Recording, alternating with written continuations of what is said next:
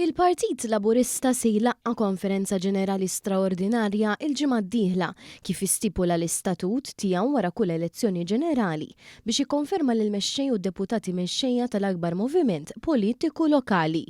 U dan wara r-raba rebħa nfila fl-aħħar elezzjoni ġenerali, riżultat li m'għandu l-ebda preċedent fl-istorja ta' pajjiżna. Fil-fatt fil-bidu ta' din il-ġimgħa l-Prim Ministru Roberta Bela, deputat mexxejja għall-affarijiet tal-Parlament Ian Burch u deputat mexxejja għall-affarijiet tal-Partit tal-Iksa Ġus Saliba tafu nomini tagħhom biex jiġu konfermati fil-karigi rispettivi. Brabta ma' dan One News tkellem ma' ċermen tal-Kummissjoni Elettorali tal-Partit Laburista, Anthony Borg Karwana, dwar il-proċess tal-votazzjoni li se jibda mis-Sibt u jissokta nhar it-Tlieta u l-Erbgħa u eventwalment l-att tal-voti f'nofs il-ġimgħa d-dieħla. U spjega kif l-elezzjonijiet se jsiru fit-30 ta' Ġunju u l-ewwel ta' Lulju fiċ-Ċentru Nazzjonali Laburista u fl-ewwel ta' Lulju wkoll fiċ-Ċentru Laburista f'Tasannat għall-Lawċin.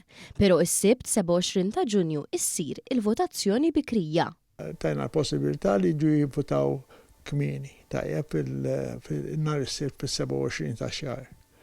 Hemm daw kellhom jitolbu jagħmlu talba lill-Kummissjoni li fil-fatt għamluha permezz ta' email, u mbagħad tkompli kif qed ngħidlek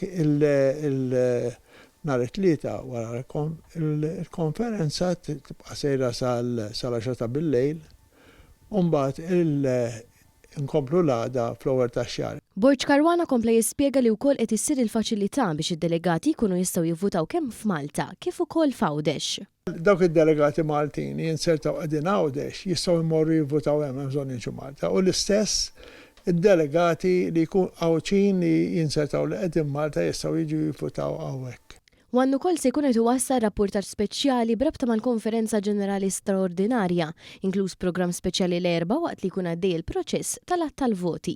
L-għada jixxandar l-eluq tal-konferenza bid-diskorsi ta' tmexxija tal-Partit Laburista.